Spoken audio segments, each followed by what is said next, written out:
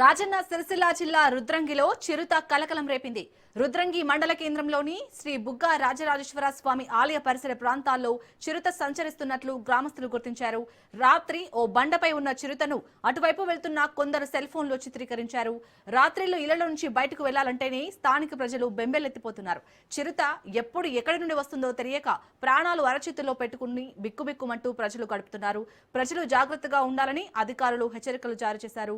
వీలైనంత తొందరగా చిరుతను బంధించేందుకు అటవీశాఖ అధికారులు ప్రయత్నిస్తున్నారు.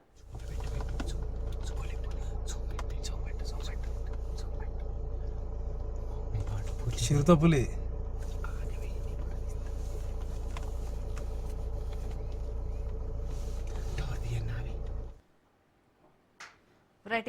రాజన్న సిరిసిల్ల జిల్లా రుద్రంగిలి అయితే చిరుత సంచరిస్తున్నట్టుగా తెలుస్తోంది. దీనికి సంబంధించి పూర్తి డీటెయిల్స్ మా ప్రతినిధి రవీందర్ అందిస్తారు. రవీందర్, శాలిని ఇటు చూసుకుంటే వేములవాడ నియోజకవర్గంలో ఒకవైపు చిరుత సంచారం చేస్తుందని ఇప్పటివరకే అక్కడ గ్రామస్తులు అయితే భయాందోళనకు గురవుతున్న పరిస్థితి అయితే కనబడుతుందని చెప్పొచ్చు. రుద్రంగి మండల కేంద్రంలో ఒకవైపు అదంతా అటవీ ప్రాంతం ఉంటుంది కాబట్టి అక్కడ చిరుత గత కొన్ని రోజుల నుంచి అయితే సంచరిస్తుంది. ఒకవైపు అక్కడ సండలకు సంబంధించి అందులో నుంచి ఒకళ్ళ ఆవును కూడా ఒకవైపు అది చంపి తిన్నట్టుగా కూడా ఆధారాలు లభ్యం కావడం జరిగింది. అదే విధంగా అక్కడ ఉన్న స్థానికులు వీడియో తీస్తున్న సమయంలో కూడా ఒక పొదలో చిరుత ఉన్నాడు కూడా విజువల్స్ లైవ్ లో స్పష్టంగా కనబడుతుంది. అదే విధంగా అటవీ శాఖ అధికారులకైతే వాళ్ళు సమాచారం అందించడంతో అటవీ శాఖ అధికారులు మాత్రం రుద్రంగి మండల కేంద్రం కావచ్చు, ఆ ప్రాంతాల్లో ఉన్న అటవీ ప్రాంతాలు ఉంటాయి, గుట్టలు ఉంటాయి కాబట్టి ఎవరు కూడా ప్రజలు బయటకు వెళ్ళేటప్పుడు అప్రమత్తంగా ఉండాలనే కోణంలో కూడా అటవీ శాఖ అధికారులు అయితే హెచ్చరికలు జారీ చేయడం జరిగింది. అదే విధంగా చిరుతను పట్టుకునే దిశగా మాత్రం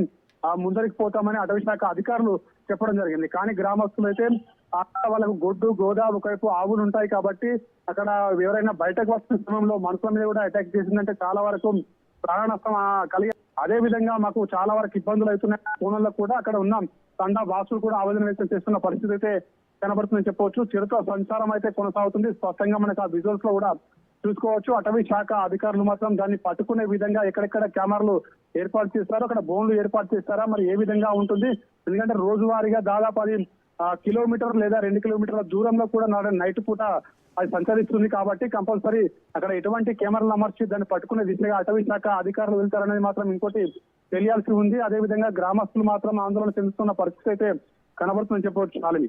రైట్, థ్యాంక్ యూ రవీందర్.